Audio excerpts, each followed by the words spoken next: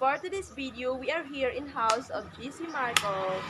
So today, we're gonna cook kamote cubes. Now let's start. Let's go!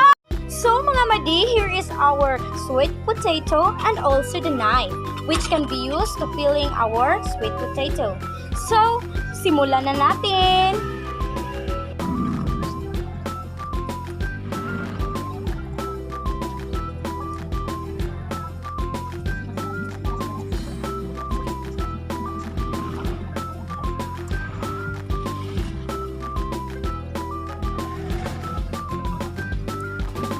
Tapos na namin balatan ang aming kamote. Tapos hindi na lang namin ipinakita ang paghiwa nito dahil hindi naman talaga lahat ay ipinakita sa social media. Yes. Kaya pakita mo yung ating kamote. Ito oh. Yan, ang laki. Pakita mo. Laki. Mas laki pa ito sa mukha mo. Yes. Tapos na yan ang ano guys. Nugasan na namin yan. Yes. Look at this. Yes. Yan.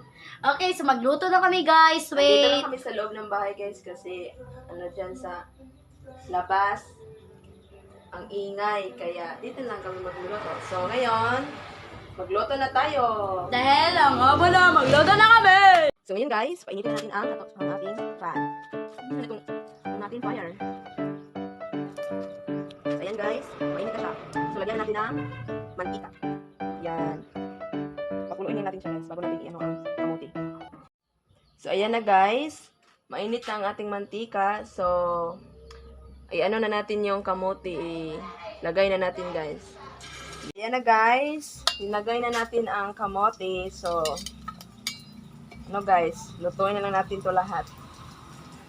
Ano tayo guys, distance lang tayo kasi talsikan tayo ng mantika.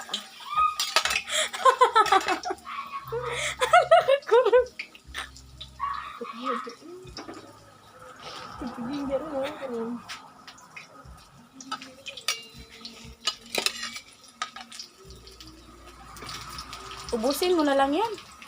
So ayan guys, na ano yun guys, na mayroon na tayong naluto. Tikman natin guys sa ito. Bakit yung kita natin kaya? Harap.